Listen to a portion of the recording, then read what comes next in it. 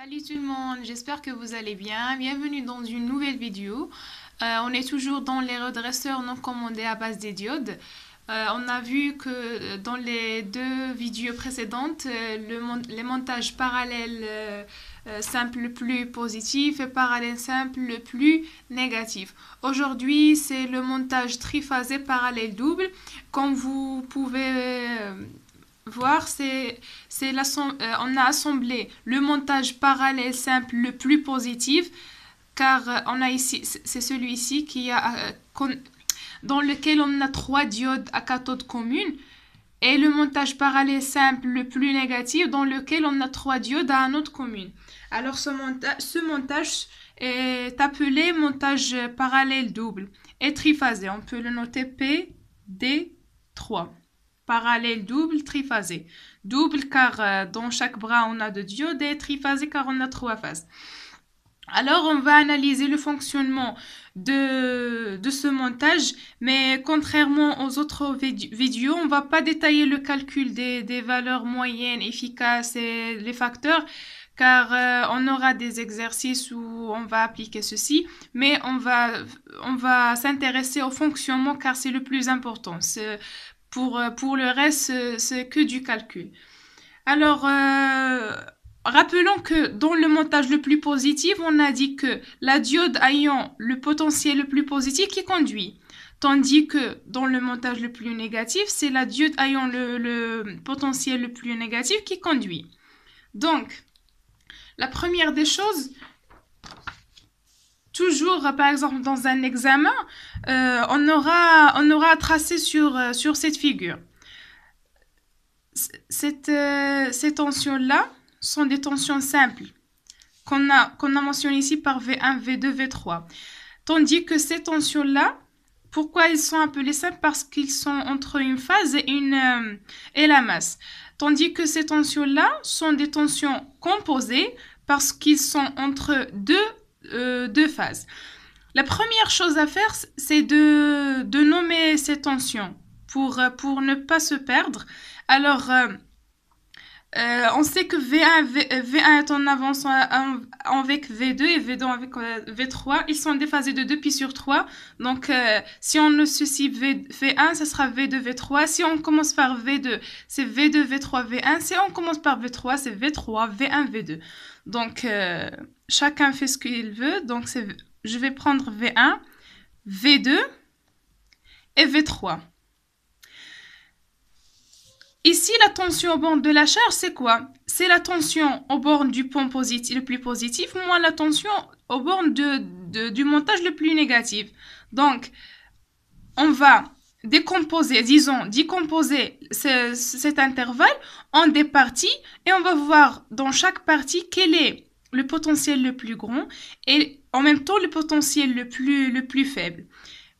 Pourquoi? Pour noter les tensions composées. Parce qu'on a dit que la tension composée est une différence de deux potentiels de phase. Alors, on va chercher ces potentiels de phase le plus fort et le plus négatif, et on va faire la différence. Par exemple, prenons ce cas. De ce point à ce point, on a la tension la plus forte, c'est celle-ci. De ce point à ce point. C'est bien V1. Regardons pour les valeurs négatives. La tension la plus négative dans cet intervalle, c'est bien celle-ci. Donc, c'est V2. Alors, on a dit que la tension composée correspondante sera la plus positive moins la plus négative. Donc, c'est V1 moins V2 qu'on notera U12. V1 moins V2, c'est U12. Passons à l'autre partie. Dans cette intersection, on a toujours V1 le plus positif. Tandis que dans la partie la plus négative, ce n'est plus V2. C'est cette tension-là qui est V3. Alors, c'est V1 le plus positif et V3 le plus négatif, donc ça sera U1, 3. Puis, passons ici, on n'a plus V1 qui est le plus positif, mais c'est V2 qui est devenu le plus positif. Vous pouvez remarquer ceci. Tandis que dans la partie négative, V3 est toujours le plus négatif. Donc, on aura U2, 3. U2, 3. On continue ainsi. U2 elle est toujours la plus forte, mais V1 qui est devenu le plus faible. Donc, c'est U de 1.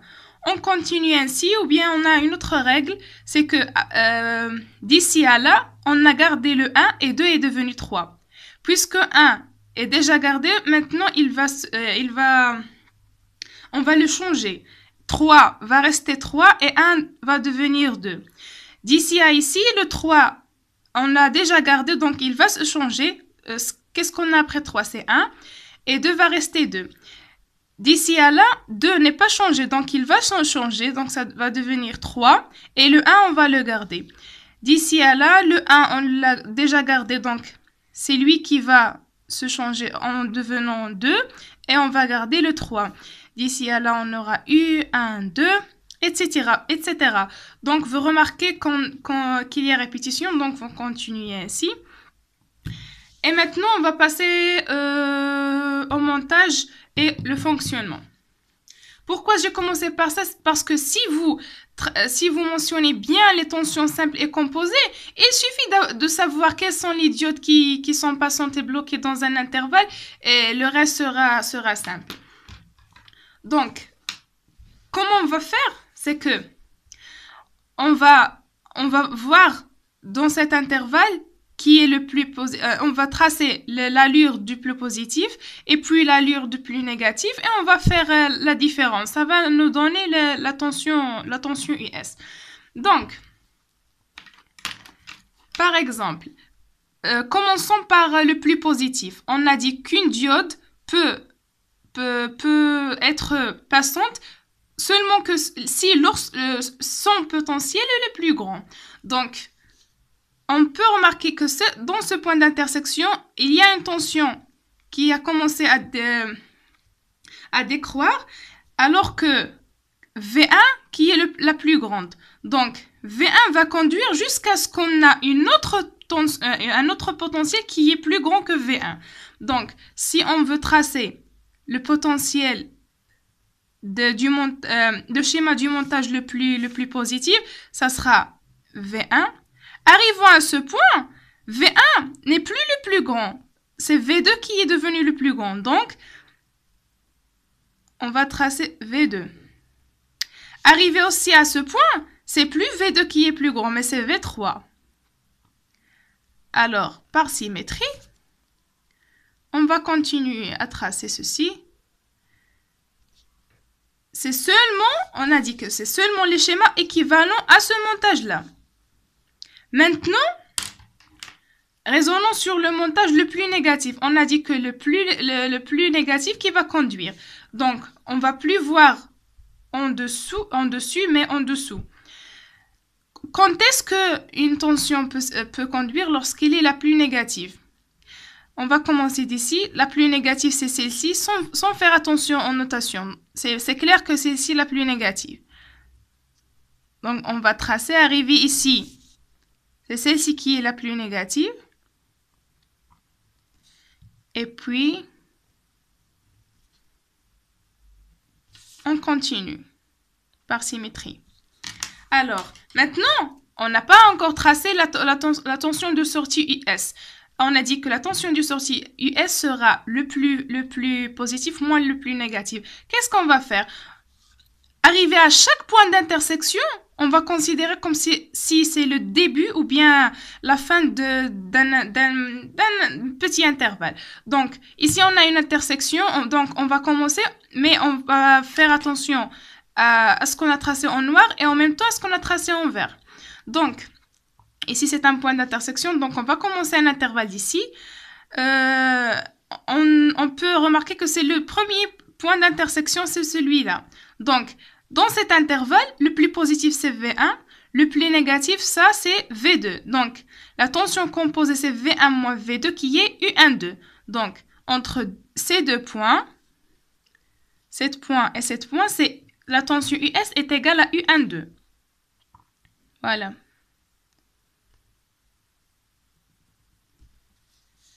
Arrivé là, c'est plus V2 qui est la plus négative, mais c'est V3. Mais V1, elle est toujours la plus positive. Donc, entre ces deux points, qui sont ces deux points-là, on aura V1 moins V3. C'est U1, 3. Et c'est bien ça, U1, 3.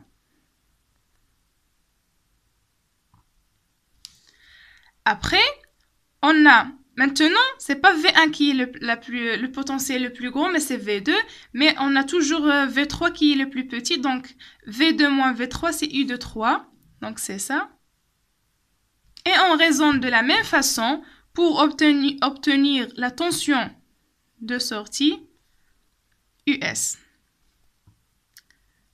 La voilà. Donc, ce qu'on a tracé en rouge, c'est bien US.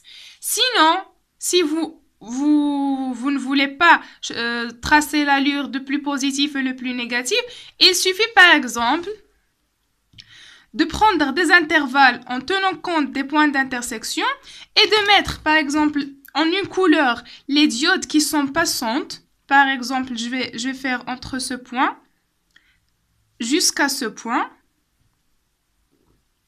C'est la diode D1 qui est passante. Après,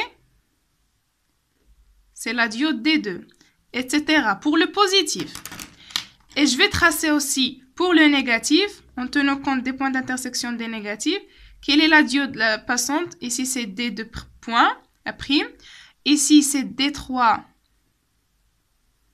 prime. Ici, c'est D1 prime. Jusqu'à ce point, etc. Et directement, je vais voir entre ce point et ce point, c'est D1 moins D2 prime. Et c'est équivalent à dire c'est U1, 2. Donc, je le trace. Arrivé là, c'est D1 moins D3 prime. Ça veut dire V1 moins V3. C'est U1, 3. Donc, je vais tracer U1, 3. Arrivé là, c'est D2 moins D3 prime, ça veut dire V2 moins V3, U de 3. Je vais tracer. Donc, vous avez les deux méthodes. Les deux méthodes sont justes. Vous pouvez même aussi ne rien tracer. C'est tout juste. Seulement si, dans l'exercice, il demande de tracer la tension redressée pour le pont plus positif et pour celui le plus négatif. Et puis, conclure ou bien faire US à partir de ce que vous avez tracé. Donc, ça dépend de l'exercice. Sinon, vous pouvez vous assurer de plusieurs méthodes. Donc, c'était la vidéo d'aujourd'hui. Merci pour votre aimable attention et à la vidéo prochaine dans laquelle on va commencer la deuxième partie qui est les redresseurs commandés. Merci et à la prochaine.